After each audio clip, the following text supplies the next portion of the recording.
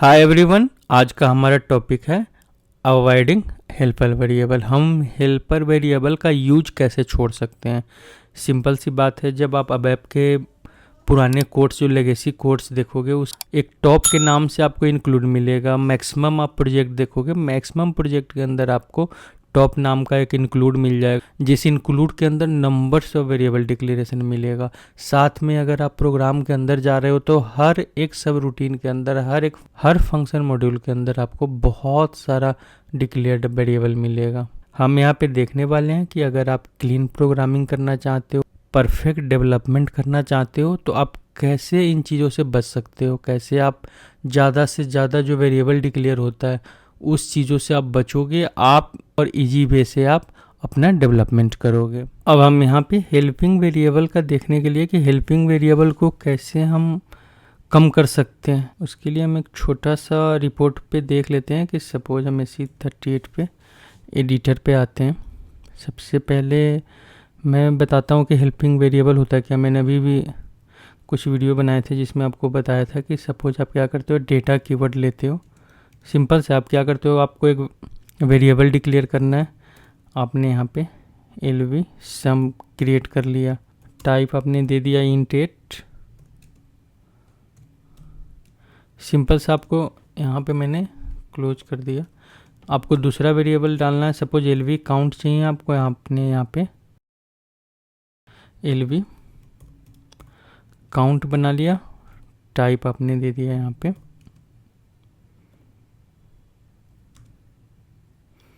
आई। इसी टाइप से आपको नेम का चाहिए, आपने क्या किया यहाँ पे LV नेम बना लिया, टाइप इसका आपने कैट 30 दे दिया। अब इसमें आप क्या करते हो, ये वेरिएबल जब आप डिक्लेयर करते हो, सिंपल सा चीज़ है, जब भी आप प्रोग्राम क्रिएट करते हो तो वहाँ पे कुछ वेरिएबल क्रिएट करते हो। हर वेरिएबल का एक स्कोप होता है कि वेरिएबल आपने क्रिएट कहाँ किया है। अगर आपने प्रोग्राम के हेडर, जहाँ पे मैंने बहुत पहले बताया था कि कोई आप इंक्लूड लेते हो टॉप का, जिसका नाम टॉप या कुछ भी आप नाम दे सकते हो, SAP सजेस्ट करता है कि टॉप के नाम से आप क्रिएट करो। वहाँ पे आपने अपना सारा वेरिएबल डिक्लेयर कर दिया और आप अपने प्रोग्राम में उसका यूज करते हो। ग्लोबल वेरिएबल है यहाँ पे। सिंपल सा एक मैंने आपको बहुत पहले एग्जांपल बताया था, अगर आपने मेरा पुराना वीडियो देखा होगा कि सपोज आपको दो नंबर को सम करना है, तो आपने क्या कि सपोज यहाँ पे हम एक सब रूटीन ले लेते हैं। अभी हम ऐसे एग्जांपल के लिए कुछ भी लेते हैं, तो यहाँ पे मैंने आपको बताया था कि सेम अगर यही वेरिएबल्स अगर हम यहाँ पे इस सब रूटीन के अंदर क्रिएट करते हैं तो यहाँ पे कोई एरर नहीं होगा। सेम नेम का हमने वेरिएबल क्रिएट किया, क्योंकि ये जो वेरिएबल होगा ये एक्सेसिबल कहाँ होगा, सिर्फ इफ सम जो हमने एक सब रूटीन क्रिएट किया है, सिर्फ सब रूटीन के अंदर एक्सेसिबल होगा।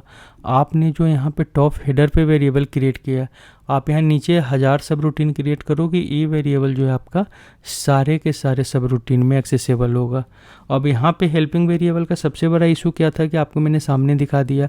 आपने सेम नेम का, सपोज आपका बहुत बड़ा प्रोजेक्ट है, उसमें हो सकता है कि 30 या 40 इंक्लूड्स आपने लगाया हो, इंक्लूड प्रोग्राम का यूज किया हो। अब आपको इतना याद तो होगा नहीं, या सपोज हो सकता है कि उसमें मल्टीपल, अगर अबैप का डेवलपर काम कर रहा है तो हो सकता है किसी ने एक नाम का वेरिएबल ग्लोबल बनाया हो, वही सेम नाम का वेरिएबल आप किसी सब रूटीन के अंदर बना रहे हो। तो जब आप उस वेरिएबल का यूज करते हो अपने प्रोग्राम के अंदर, तो बहुत बार होता है ना कि आपको कुछ अलग सा रिजल्ट मिलता है। या तो आप पूरा का पूरा फिर अपने पूरे प्रोग्राम को जाके चेक करो, फिर आपको पता चलता है कि इस इंक्लूड में इस टॉप पे उसने एक वेरिएबल डिक्लेयर किया था जो सेम नेम था, LV नेम ही था, जो आपने यहाँ पे एक सब रूटीन में बनाया। अब हेल्पिंग वेरिएबल तो आपने बना लिया, बहुत सारा हेल्पिंग वेरिएबल बना लिया, बट हेल्पिंग वेरिएबल को प्रॉपर ऑर्गेनाइज करना, प्रॉपर उसको कि आपका उसका स्कोप कहाँ पे है, किसने बनाया है, और प्रॉपर उसका एक डॉक्यूमेंटेशन करना मैक्सिमम कंपनी नहीं कर पाती है।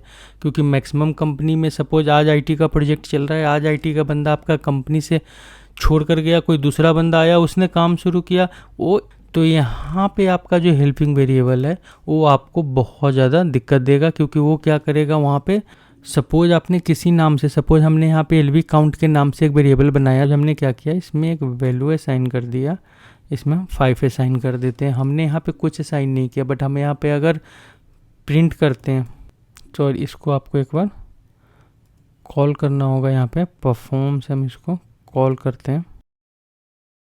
अब हमने यहाँ पे क्या किया, यहाँ पे कॉल कर दिया। अब यहाँ पे अगर हम इसको एग्जीक्यूट करने जाएंगे तो यहाँ पे हमारा 0 प्रिंट कर रहा है। अब आप देखोगे हमने ग्लोबल वेरिएबल में हमने तो वैल्यू असाइन किया था, बट वैल्यू हमारा जो है सब कॉल ही नहीं हो रहा। फिर जब आप सब रूटीन के अंदर जाओगे तो फिर सब रूटीन के अंदर जाने के बाद आपको पता चलेगा कि आपने सेम नेम का एक वेरिएबल वहाँ भी बना दिया था, जिससे आपका वो ग्लोबल जो वेरिएबल था वो काम नहीं कर रहा था। तो सिंपल सा कॉन्सेप्ट है कि अगर आप ग्लोबल वेरिएबल बना रहे हो, सपोज यहाँ पे तो एक छोटा सा प्रोग्राम है, आपको सामने दिख रहा है कि यहाँ पे सेम नेम का वेरिएबल बना हुआ है, पर जब आपका बहुत बड़ा प्रोग्राम होगा तो वहाँ पे ढूंढना करना एक सब रूटीन ही आपका जो 2-2 पेज 3-3 पेज का एक सब रूटीन बनता है, तो वहाँ पे एक सब रूटीन के अंदर ही जाके ढूंढना बहुत बड़ा एक टफ जॉब हो जाता है। इसलिए यहाँ पे SAP में हेल्पिंग वेरिएबल का यूज कम होता जा रहा है। अब यहाँ पे क्या है कि हेल्पिंग वेरिएबल का यूज अगर कम होता जा रहा है तो उसका जगह हमारा जो है इनलाइन वेरिएबल लेते जा रहा है। कि सपोज आप क्या करो कि डायरेक्ट इनलाइन वेरिएबल बनाओ। यहाँ पे जब भी आपको प्रोजेक्ट में कोई भी यूज है, आप वहाँ पे क्या करो, डेटा कीवर्ड से उस टाइम ही आप एक वेरिएबल बना लो। LV सपोज हमें एक LV NN वेरिएबल चाहिए, हमने यहाँ पे वेरिएबल उस टाइम ही क्रिएट कर लिया। तो आप क्या कर सकते हो कि वेरिएबल क्रिएट कर सकते हो यहाँ पे। इसके लिए टेबल स्ट्रक्चर बहुत सारा ऑब्जेक्ट आप इसमें क्रिएट कर सकते हो। यहाँ पे आप इसमें डायरेक्ट वैल्यू असाइन कर दो।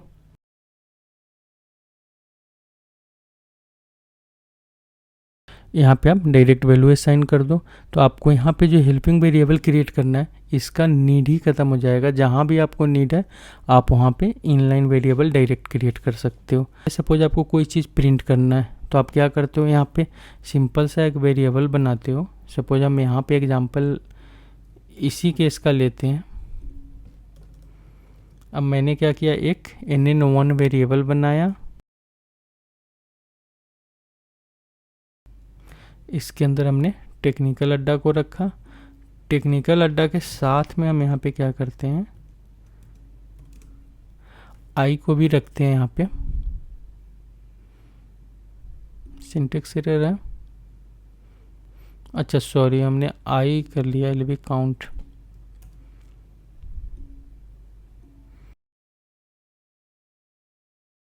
अब यहाँ पे आप जाओगे, यहाँ पे जाकर आप इसको राइट करोगे।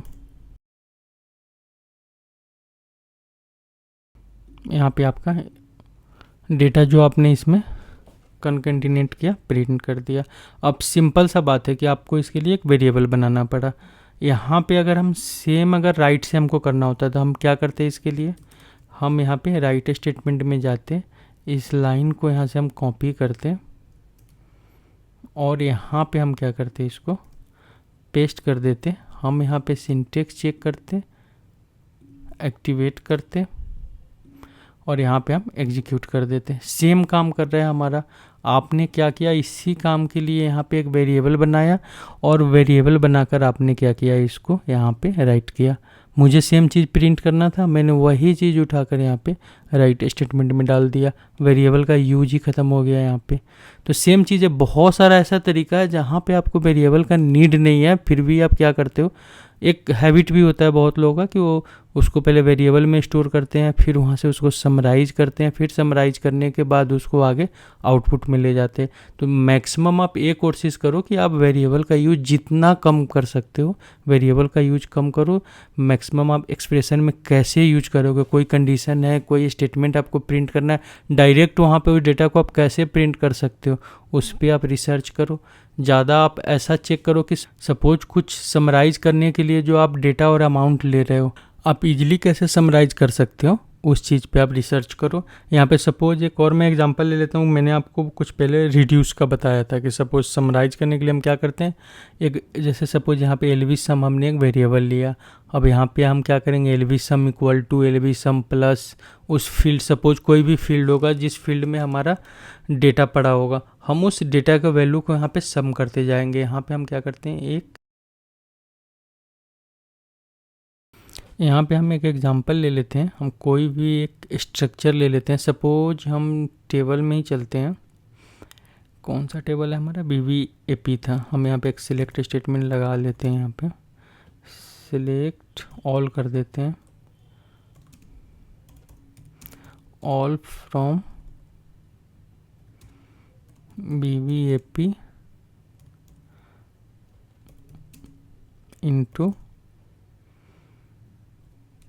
टेबल। यहाँ भी हम इनलाइन का डिक्लेरेशन कर रहे हैं, तो डेटा यहाँ पे हम क्या करेंगे, LT BBAP। अभी हम कोई भी वेरिएबल हम डिक्लेयर करने डेटा कीवर्ड से नहीं जा रहे हैं हम, या कोई भी स्ट्रक्चर या ऑब्जेक्ट इंटरनल टेबल, हम यहाँ पे क्या करें, सब कुछ इनलाइन का यूज कर रहे हैं। अप टू यहाँ पे हम क्या करते हैं, इसमें 15 रोज या 10 रोज कर देते हैं। 10 रोज हमने ले लिया। अब यहाँ पे अगर सपोज आपको इसमें अमाउंट को अगर आपको समराइज करना होगा, तो आप क्या करोगे, इसके लिए LT BBAP में जाओगे,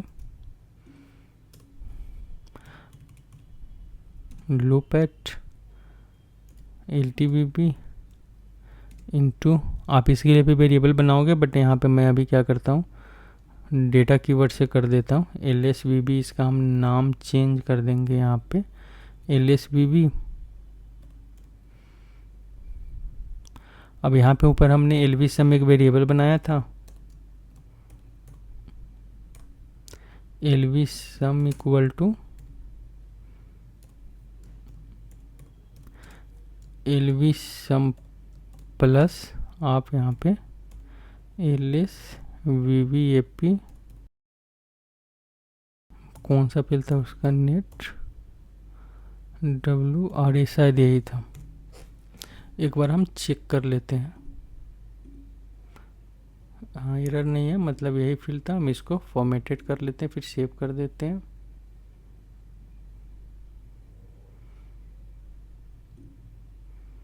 अब यहाँ से हम इसको एक्टिवेट भी कर देते हैं। अब यहाँ पे LVSum के अंदर इसका टोटल आ जाएगा।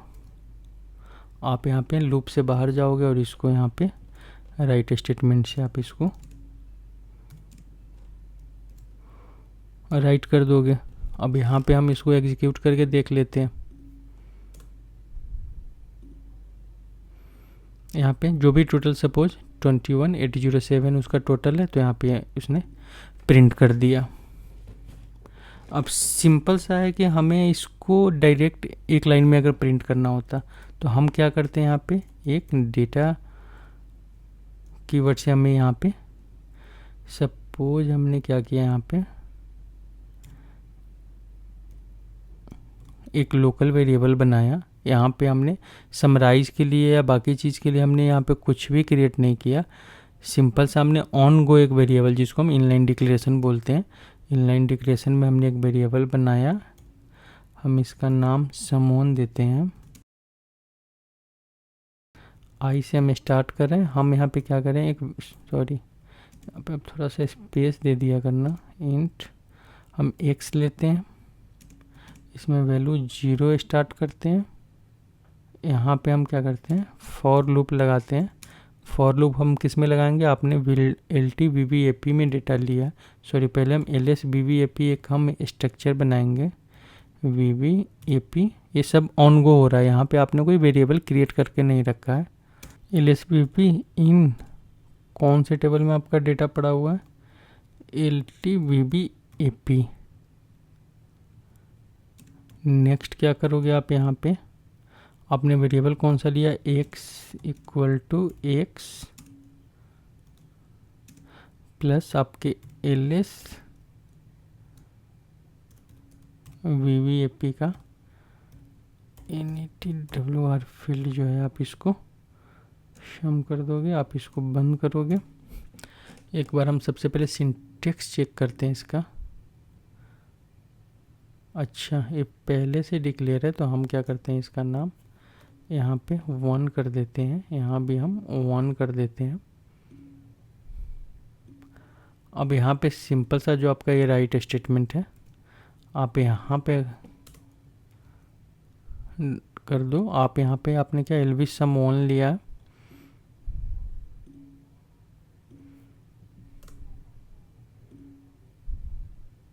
सेम रिजल्ट है आपका। जो रिजल्ट यहाँ पे 21,807 यहाँ है, 20,817 यहाँ है, सेम है। यहाँ पे हुआ क्या, कि इसके लिए आपको एक लूप चलाना पड़ा, वेरिएबल के अंदर वैल्यू स्टोर करना पड़ा, आपको पूरा कंडीशन एक बनाना पड़ा। यहाँ पे ये वाला काम जो है आपका एक लाइन में हो गया। तो यहाँ पे हेल्पिंग वेरिएबल का बहुत जगह आप यूज कम कर सकते हो, लूप में हो, आपके रीड स्टेटमेंट में हो, आपके किसी प्रोग्राम में हो, किसी पैरामीटर्स में हो, आप वहाँ पे यूज कम कर सकते हो। मेन मोटिव ये है कि आप जितना हेल्पिंग वेरिएबल का यूज कम करोगे आपका प्रोग्राम उतना बेटर बनता जाएगा। तो यहाँ पे आप हेल्पिंग वेरिएबल जब भी अगर आप न्यू वेब में अगर एंट्री कर रहे हो तो आपके लिए अभी से बेटर है कि आप हेल्पिंग वेरिएबल का यूज जितना कम कर सकते हो आप उतना कम करो।